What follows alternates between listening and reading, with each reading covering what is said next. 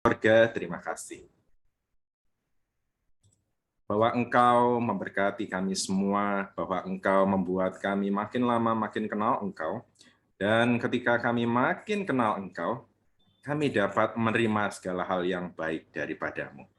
Kami menerima berkat-berkat-Mu, kami terima pemulihan-Mu, dan hal-hal yang tidak terduga Engkau sediakan bagi kami semua. Oleh sebab itu, pada malam hari ini, kami mau belajar lagi untuk kenal Engkau lebih lagi ya Bapa, sehingga kami pun akan menerima lebih banyak lagi kebaikan-kebaikan. Berkati kami semua, mampukan kami untuk dapat menerima kebenaran di dalam nama Tuhan Yesus Kristus. Terima kasih Bapa, terima kasih Tuhan Yesus, terima kasih Roh Kudus. Di dalam nama Tuhan Yesus. Haleluya. Amin. Ya. Bapak Ibu, untuk review aja ya sedikit, karena saya juga masih terima broadcastan gitu ya, bahwa Elon Musk itu kan pendirinya Tesla itu ya, sudah menanamkan percobaan chip kepada monyet-monyetnya gitu ya, mengimplankan chip ke otak karena dia mau supaya orang-orang yang mengalami seperti Alzheimer, kerusakan otak gitu ya, mungkin stroke gitu, dengan adanya implan chip itu membuat orang-orang tersebut itu tertolong gitu ya. Elon Musk itu pendiri Tesla, salah satu orang terkaya di dunia, dan dia seperti juga Bill Gates itu banyak memberikan sumbangan-sumbangan gitu ya. Jadi ketika orang-orang Kristen terutama dengar chip dipasang di otak, lah mereka sudah kemudian langsung mengatakan ini sudah akhir zaman. Memang dari awal dahulu ketika Yesus naik di atas kayu salib itu sudah dikatakan bahwa kita semua ini mengalami akhir zaman. Tetapi kalau kemudian chip itu dianggap juga sebagai pertanda untuk angka 666, kita semua, saya percaya yang di Rehoboth ini yang sering kali dengar Pak Gunawan kalau khotbahnya ya mesti 6666 itu ya, tahu bahwa itu angkanya Salomo. Bukan berarti kemudian kita antipati, nggak mau dipasangi chips gitu ya. Bahkan walaupun ya beritanya hari ini adalah 15 ekor kera yang ditanami chip itu kemudian meninggal, sampai Elon Musk itu mau dituntut oleh hak asasinya binatang-binatang gitu ya. Terlepas dari itu semua, tapi kita tahu bahwa chip itu bukanlah representasi perwakilan dari angka 666, atau kalau memang kita kemudian sampai suatu saat harus dipasangi chip, bukan berarti kemudian kita ini akhirnya jatuh dalam masuk neraka gitu ya.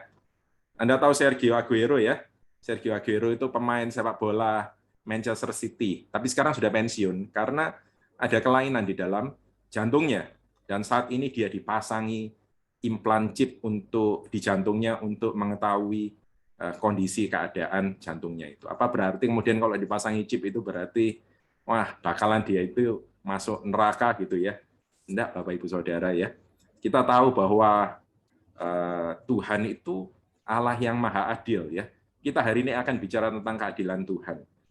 Allah itu maha adil, bukan karena ketidaktahuan kita kemudian kita harus masuk ke neraka gara-gara kita ini kemudian, mungkin kalau orang-orang juga ada yang nggak mau divaksin ya, karena mengatakan di dalamnya vaksin itu ada chipnya kecil sekali ya, sehingga ketika itu dimasukkan maka tandanya 666 itu sudah ada di dalam diri kita gitu, bukan lagi seperti itu ya.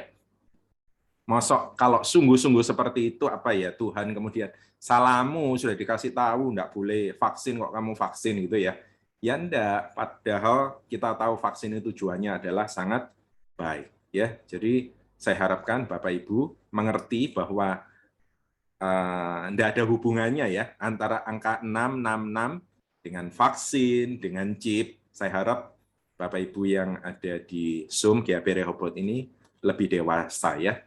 Memang hal-hal yang baru seperti gini, karena ketidaktahuan kita seringkali membuat kita ini jadi antipati ya, sama seperti dulu. Anda kalau tahu William Tyndale itu penulis Alkitab ya, ngubah dari bahasa Latin ke bahasa Inggris gitu ya. Tapi pada waktu itu karena terbiasa orang-orang gereja Katolik pada waktu itu terbiasa untuk menggunakan Alkitabnya itu pakai bahasa Latin, Maka ketika mereka menemukan William Tyndale ini menulis untuk Alkitab bahasa Inggris, maka William Tyndale ini dianggap sebagai bidat atau orang yang menyalahi gereja. Maka kemudian dia dihukum mati ya. Anda juga tahu ya, Galileo Galilei, Kopernikus itu ya mengatakan bahwa bumi itu bundar, matahari itu bukan mengelilingi bumi, tapi bumi yang mengelilingi matahari. Maka kemudian dia disidang, kemudian dijadikan tahanan rumah gitu ya, sampai kemudian dia meninggal begitu oleh gereja ya. Ada banyak hal-hal juga yang kalau kita sekarang kalau dengar itu kita terhenyak gitu, kita kaget. Bisa ya? Itu karena ketidakmengertian, ketidaktahuan ya. Demikian juga kalau kita kemudian nggak vaksin, kemudian dan lain sebagainya cuma karena perkara 666 ya, bukan karena kita ini ada autoimun, bukan karena kita ini ada penyakit yang lain yang membuat kita nggak bisa, atau kemudian kita meragukan bahwa vaksin itu kualitasnya seperti apa, itu masih oke gitu. Tapi terlepas dari itu semua, kalau cuma karena angka 666 ya sangat disayangkan ya Bapak Ibu ya.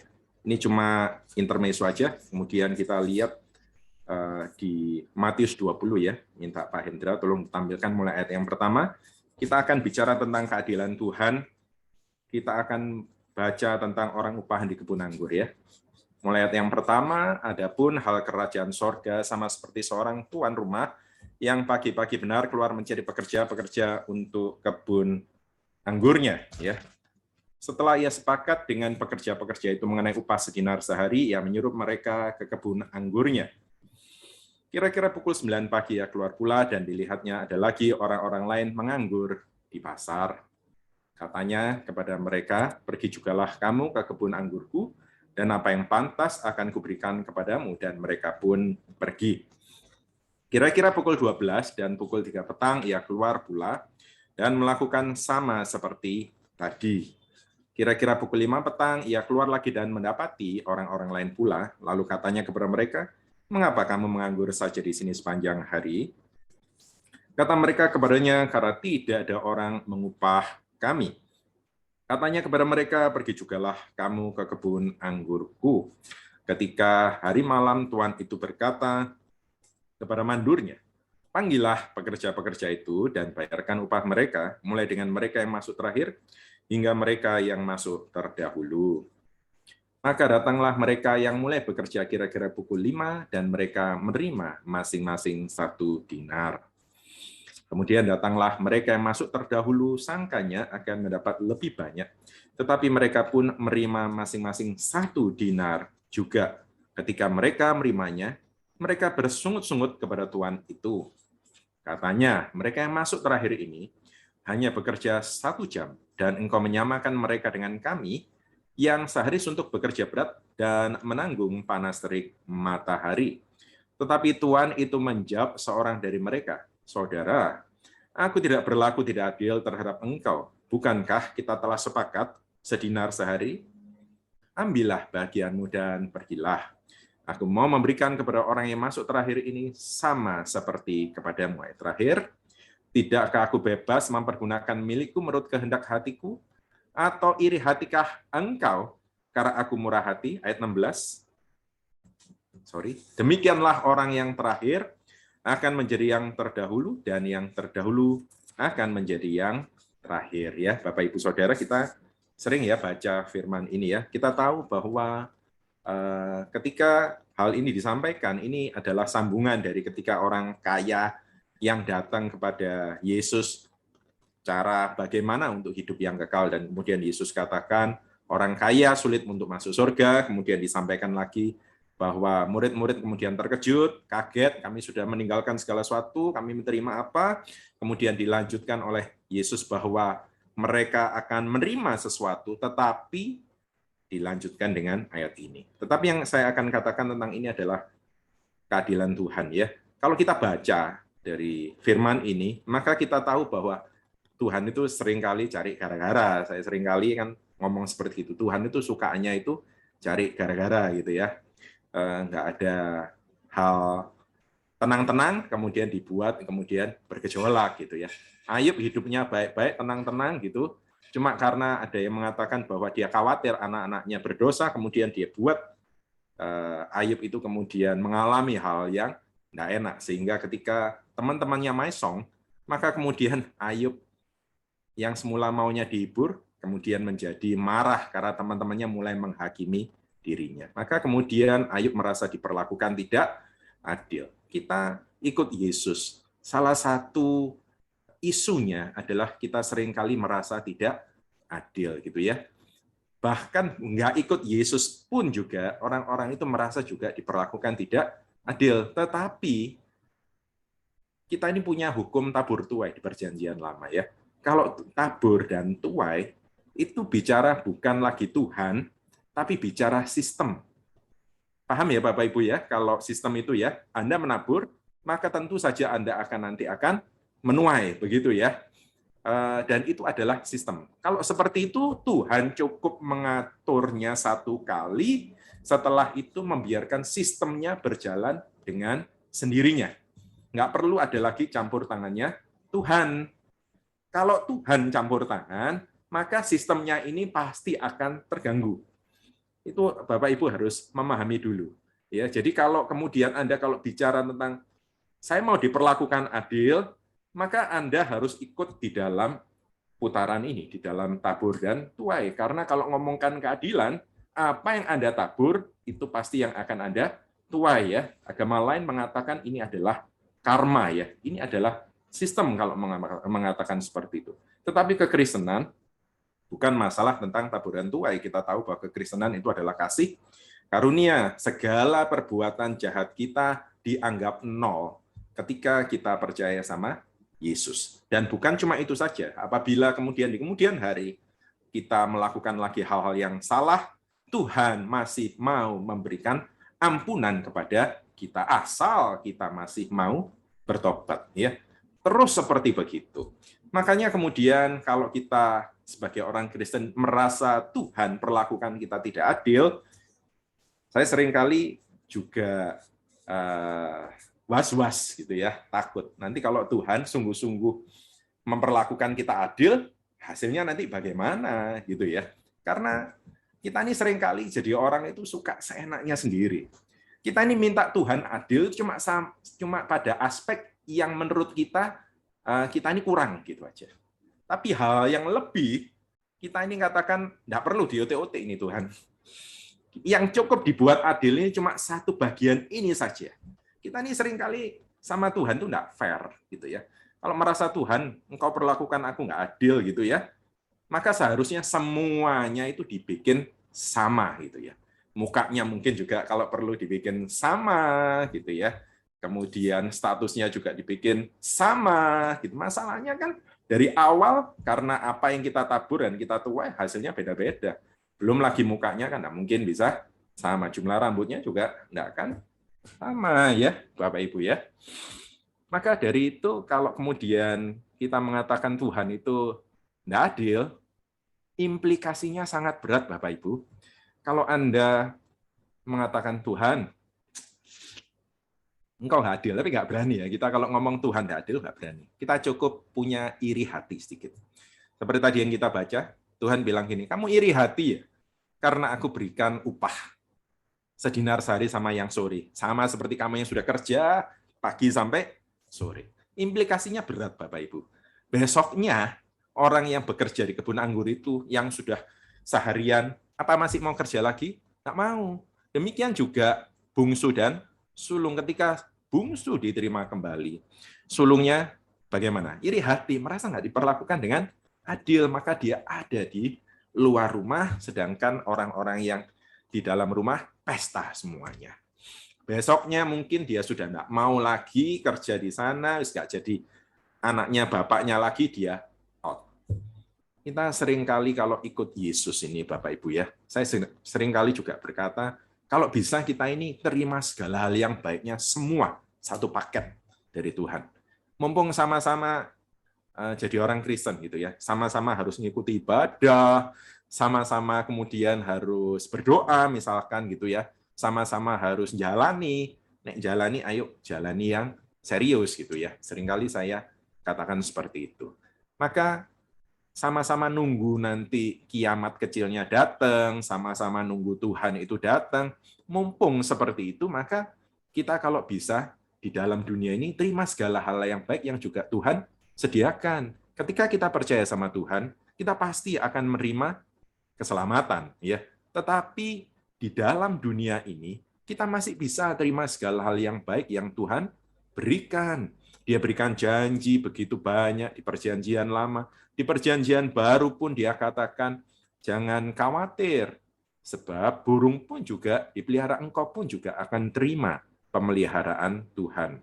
Maka Bapak Ibu Saudara, ketika kita tahu hal ini, kita belajar untuk menerima segala hal yang Tuhan sediakan.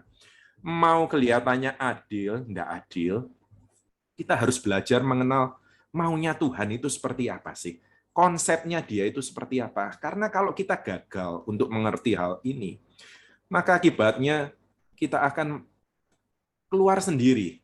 Tuhan itu tidak pernah ya keluarkan kita dari hadiratnya.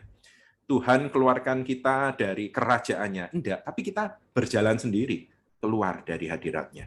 Ketika kita melakukan dosa, ketika kita ini iri, ketika kita ini marah, maka kita ini tanpa sadar, kita ini keluar sendiri dari kerajaan sorga. Ya, seolah-olah itu kita ini dituntun sama setan itu ya untuk keluar dari sana. Bapak, Ibu, Saudara, kasih Tuhan. Maka sama-sama kita menikmati waktu di dunia ini. Waktu di dunia ini tidak panjang, Bapak Ibu. Apalagi kalau kita lihat sudah musimnya COVID ini, sewaktu-waktu orang bisa meninggal ya. Teman saya hari ini, ayahnya kemarin hari Minggu sama-sama waktu bugem juga sakit, dia juga telepon kalau ayahnya juga sakit gitu ya. Dan kemudian kemarin beritanya enak-enak semua, baik, hari ini tiba-tiba langsung meninggal ya. Kita nggak tahu kapan kita akan dipanggil. Waktu itu begitu singkat. Tapi dalam waktu yang singkat ini, kalau bisa nih kita menerima segala hal yang baik, Bapak Ibu. Pasti semuanya maunya seperti itu. Tetapi untuk mencapai itu semua, seperti yang saya bilang, Tuhan seringkali buat gara-gara gitu ya. Tapi gara-garanya Tuhan itu untuk kebaikannya kita.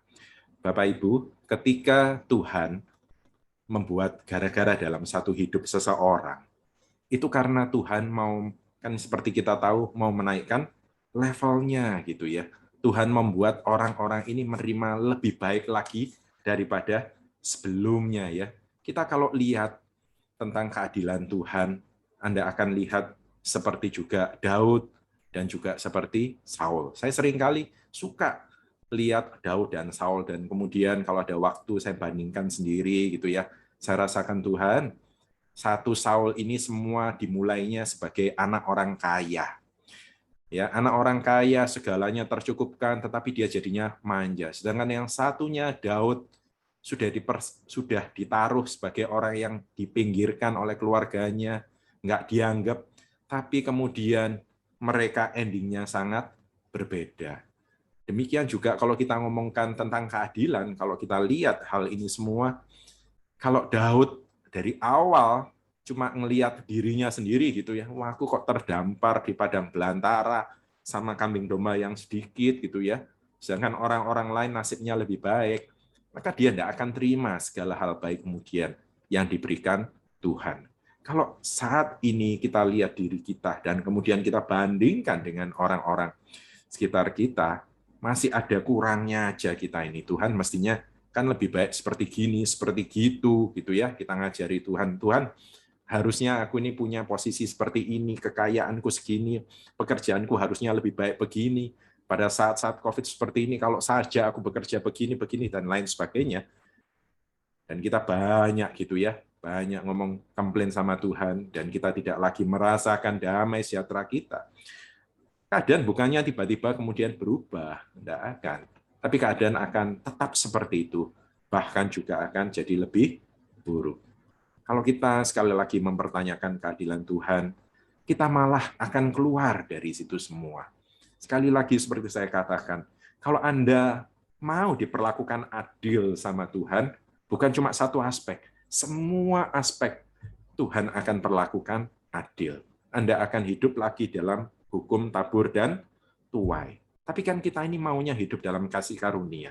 Kita ini menabur, dan kita menuai apa yang orang lain telah tabur.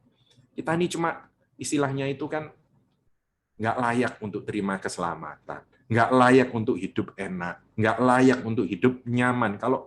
Kalau kita mau ngomong head to head gitu ya, ngelihat orang-orang yang di sekitar kita ya, kalau kita mau diperlakukan ngomong tentang perlakuan adil, kita akan ngeri, Bapak Ibu. Kita akan lihat bahwa sesungguhnya kita ini nggak layak. Bisa menikmati ibadah Zoom seperti ini pun juga punya hisapan nafas yang lega begitu ya. Kita nggak layak diperlakukan Tuhan seperti itu. Kalau mau loh ya, seluruhnya aspek dibuat seperti itu. Tetapi seperti juga Paulus yang menyadari hal ini, dia katakan, bersyukurlah. Sekali lagi aku katakan, bersyukurlah. Apapun juga keadaan Anda, ketika Anda saat ini masih hidup, gitu ya, dan bisa menikmati Zoom ini dengan baik, maka Bapak, Ibu, Saudara, saya sarankan untuk menerima segala yang Tuhan sudah taruh, situasi dan kondisi apapun. Dan belajarlah untuk mengucapkan syukur. Terima kasih, Bapak. Cerita hidupku ini belum selesai. Suatu saat pasti akan ada hal yang lebih baik lagi, yang mungkin saat ini aku belum mengerti, aku belum sadar. Tetapi aku pasti akan menerima hal-hal yang baik. Itu jauh lebih baik. Dan situasi dan kondisi Anda akan berubah. Bukankah kita ini hidup dengan Tuhan? Bukan dari apa yang kita lihat. Bukankah kita ini semua mau jalan di atas air, Bapak, Ibu, Saudara? Untuk itu kita harus belajar untuk hidup di dalam kasih karunia. Bukan lagi hidup dalam hukum tabur dan tuai. Apabila Anda merasa masih iri hati, Anda masih merasa diperlakukan tidak adil, ya. Contoh pengampunan itu. Pengampunan itu bagi kebanyakan dari kita ini nggak adil. Oh, yang salah sana, yang disuruh ngampuni kita. Istilahnya kita yang harus memberikan pengampunan gitu ya. Padahal yang cari gara-gara pihak yang sana. Kemudian kita yang harus mengampuni, kita yang harus memaafkan, kita tidak boleh nyimpan segala kebencian. Itu tidak adil, tidak ada adilnya itu di mana. Tetapi sekali lagi, kita ini juga kalau mau diperlakukan adil sama Tuhan, ya artinya kita semua pasti masuk ke dalam lubang neraka gitu ya. Sekali lagi saya katakan seperti itu. Semuanya pasti akan masuk ke dalam neraka. Saya pastikan seperti itu. Karena kita setiap detik, tiap saat kita ini bisa bersalah. Kita bisa jatuh di dalam dosa, begitu ya. Maka dari itu terimalah segala keadaan Anda. Belajarlah untuk mengampuni. Belajarlah untuk memaafkan apapun juga seperti yang mereka telah perlakukan kepada kita. Maka Anda tiba-tiba saja akan ditemukan oleh Bapa di sorga sebagai orang-orang yang sempurna, ya. Sekali lagi, kita semua ini akan belajar untuk jalan di atas air, apalagi pada saat-saat pandemi seperti ini. Oleh sebab itu, saran saya, jangan hidup dalam alam natural. Hiduplah dalam alam supranatural. Ketika Anda disalahkan, Anda belajar untuk terima. Ketika orang lain perlakukan Anda buruk, belajarlah untuk bisa malah memberkatinya. Hal-hal yang berlawanan dengan natural ini, yaitu kasih karunia ini, akan membuat situasi Anda berubah. Ya, akan membuat Anda hidup dalam kasih karunia-Nya Tuhan. Maka sama-sama menunggu sampai Tuhan panggil kita. Anda akan terima segala kebaikan Tuhan, ya. Sekali lagi, berhenti protes kepada Tuhan, berhenti merasa diperlakukan tidak adil, berhenti untuk iri hati supaya Anda tetap selalu menerima segala kebaikan Tuhan, ya. Saya akan akhiri, kita akan berdoa. Bapa di sorga, terima kasih untuk segala kebaikan-Mu. Kami tahu bahwa Engkau mau kami selama hidup ini, di dunia ini, menerima segala kebaikan-Mu. menerima segala berkat-berkat-Mu ya Bapa. Ketika kami menjadi anak-Mu, melayani Engkau, maka kami tahu bahwa ada banyak hal-hal baik yang Engkau sediakan di balik ini semua. Bapa di sorga, jangan sampai bujukan setan, iri hati, rasa tidak terima, membuat hidup kami menjadi kacau balau. Tidak ada lagi perubahan. Kami tidak merasakan damai sejahtera. Kami tidak merasakan jamahan-Mu lagi. Kami tidak merasakan hadirat-Mu. Kami minta ampun kepadamu ya Bapa. Kami mau bersyukur bahwa Engkau sudah mati bagi kami, Tuhan kami Yesus Kristus. Sehingga kami yang tidak layak ini boleh memanggil Engkau Bapa, merasakan hadirat-Mu, menerima kuasa Roh Kudus. Kami mau kuasa Roh Kudus itu terus ada di dalam diri kami. Sehingga kami akan mendapatkan banyak kenyamanan, banyak kelegaan, banyak hal-hal yang baik ketika kami masih berada di dunia ini. Kami mengalami kerajaan sorga senantiasa, pemulihan, kesembuhan, berkat-berkat dalam setiap aspek hidup kami, di dalam nama Tuhan Yesus Kristus. Kami mau belajar untuk bersyukur, walaupun saat ini keadaan kami belum berubah, tetapi kami mau tetap bersyukur kepadamu, karena kami tahu Engkau sangat-sangat mengasihi kami. Terima kasih ya Bapa. Terima kasih Tuhan Yesus. Terima kasih Roh Kudus. Di dalam nama Tuhan Yesus, kita semua yang percaya, kita katakan amin.